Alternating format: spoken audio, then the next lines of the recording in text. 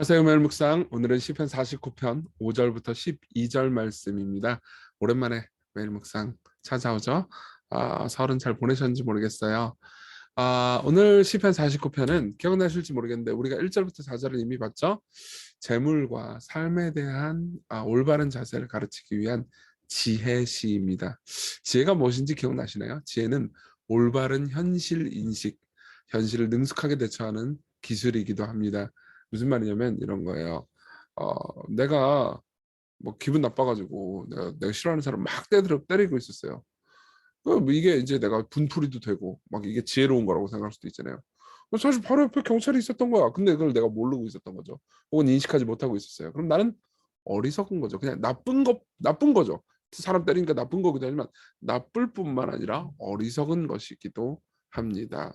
그러니까 현실 인식을 제대로 못했으니까요. 마찬가지로 우리 삶에서 하나님이라는 현실, 하나님께서 모든 걸 통치하고 계시다라는 현실을 제대로 인식하지 못할 때가 많거든요. 그렇기 때문에 올바른 지혜, 올바른 세상, 그리고 진짜 우리가 맞이하고 있는 현실이 어떤 것인지 성경은 끊임없이 깨우쳐 줌으로써 우리가 지혜로운 사람이 되도록 인도해 주시고, 그리고 어리석지 않도록 해 주는 거죠.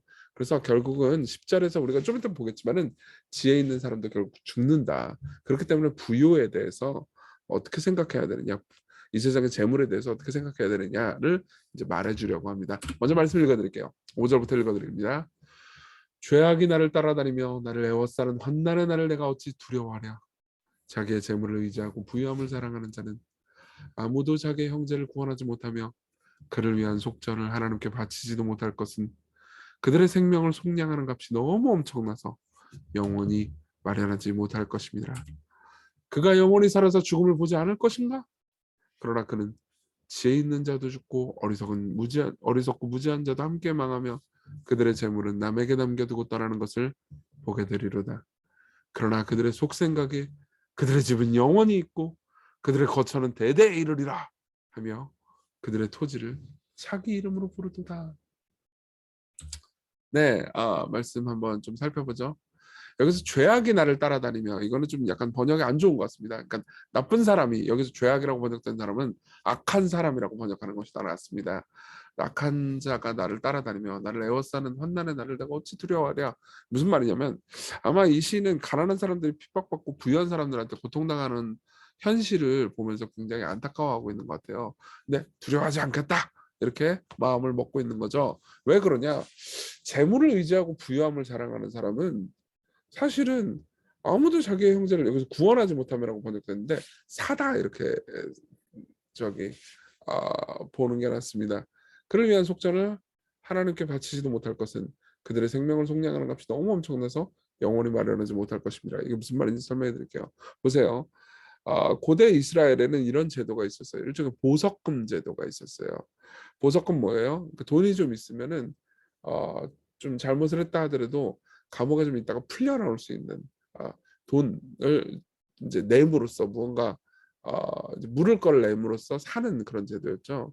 근데 사회법에서는 나쁜 짓을 해도 내가 부유해. 그럼 좀 뭔가 이게 방법이 있잖아요. 보석금을 내거나.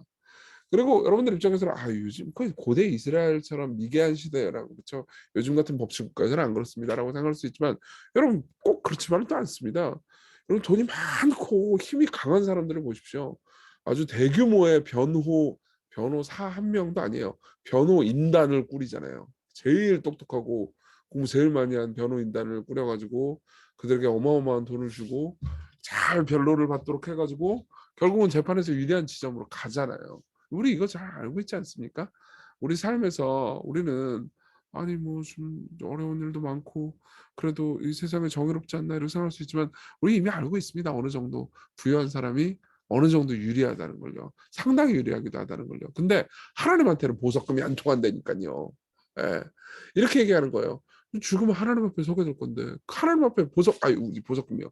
이렇게 할 거냐고. 아니라는 거죠. 그거 다 죽으면 반납해야 되는 돈이라는 거예요. 우리 돈 그 어떤 것도 우리 거 아닙니다.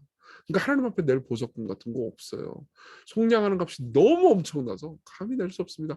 우리 다 거지로 하나님 앞에 서게 될 거라는 거예요. 그래서 이렇게 얘기하는 거죠. 부유한 사람한테 말하는 겁니다. 영원히 살아가지고 안 죽을 것 같아? 구절이죠. 예. 그리고 결국 지혜 있어도 어리석고 무지한데도 재물이 있어도 다 죽고 네 아들일지 딸일지는 모르겠지만 남에게 넘겨줄 거다. 근데도 불구하고 그들의 생각이 내가 지금 부유하니까 난 영원히 이걸 가지고 있을 거라고 오해하고면서 자기 땅에 자기 이름 붙여요. 정규 땅. 근데 그거 다 하나님 땅이거든요. 우린 빌린 거지 소유한 게 아니에요.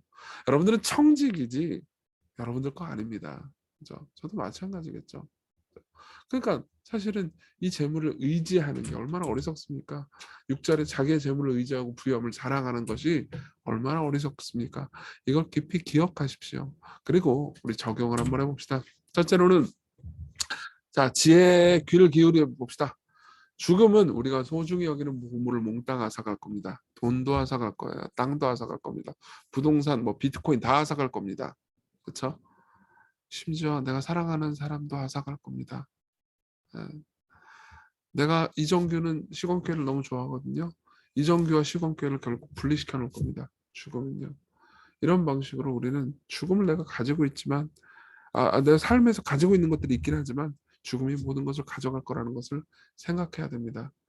그렇지만 그렇다고 해서 죽음이 끝은 아니에요. 죽음 이후에 무엇이 있죠? 심판이 있습니다. 사람들이 죽음을 두려워하는 제일 큰 이유는요. 죽음이 끝이 아닐 것 같아서예요. 죽음이 끝이면 사실 어떤 의미에서 죽음을 두려워할 필요가 없죠. 그냥 뭐 소멸해버리면 끝이니까. 근데 죽음이 끝이 아닙니다. 죽음 이후에 심판이 있습니다. 따라서 우리는 죽음으로도 이룰 수 없는 것을 소망해야 돼요. 죽음으로도 이룰 수 없는 것. 근데 그걸 살려면 너무너무 큰 보석금이 필요합니다. 너무너무 큰 속량이 필요합니다. 그래서 8절에 그들의 생명을 속량하는 값이 너무 엄청나다고 말하는 거죠.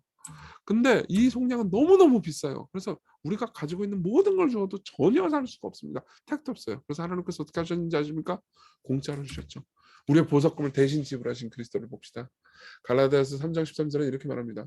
그리스도께서 우리를 위해 저주를 받은 바 되사 율법의 저주에서 우리를 속량하셨다고요. 이게 뭐예요? 보석금 줬다는 거예요. 기록된 바 나무에 달린 자마다 저주 아래 있는 자라 했습니다. 그분이 십자가에 달리심으로써 우리의 저주를 가져가심으로써 우리를 사셨습니다. 우리에게 자기의 몸을 보석금으로 주셨어요. 왜요? 우리가 디도서 2장 4절 그가 우리를 대신하여 자신을 주시면 모든 불법에서 우리를 속량하시고 우리를 깨끗하게 하사 선한 일을 열심히 하는 그분의 백성이 되게 하기 위해서죠. 여러분 예수 그리스도를 바라보십시오. 그분이 여러분들의 보석금을 그분의 몸으로 대신 내주셨습니다. 여러분들은 죽음을 두려워할 필요가 없습니다. 그러면 여러분들은 어떻게 살아야 됩니까? 죽음이 여러분들을 망하지 못하게 할 것처럼 살아야 합니다. 죽음으로 잃어버릴 것을 소망하면서 살면 안 되고 죽음으로도 잃어버릴 수 없는 영원한 하나님을 바라보면서 살아야겠죠. 우리 같이 기도합시다. 지혜로운 사람이 되게 해달라고. 예. 어제 기도 제목과 저번 기도 제목은 사실 똑같아요. 제 마음에 미각의 쓴맛이 느껴지더라도 여러분 쓰지요. 내가 진짜 재물을 위해 살았는데 이거 어리석은 거였구나 이런 생각할 수 있죠.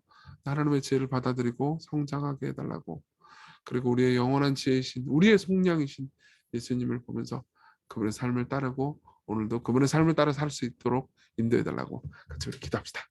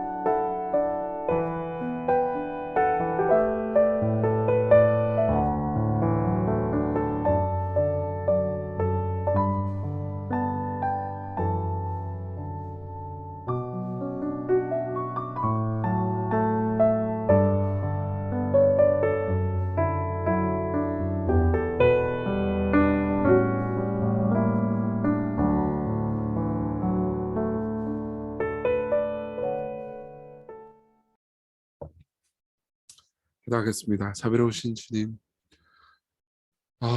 부유함이 우리에게 많은 것을 줄 것 같지만 삶의 행복도 주지 못하고, 또 부유함이 가지고 있는 편안함은 누리지만 우리를 영원히 행복하게 해주지 못할 것을 압니다.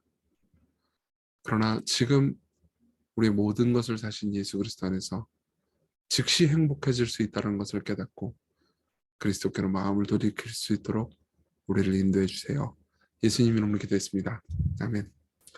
여러분, 오늘 하루 하나님의 은혜 안에서 기쁨으로 보내셨으면 좋겠습니다.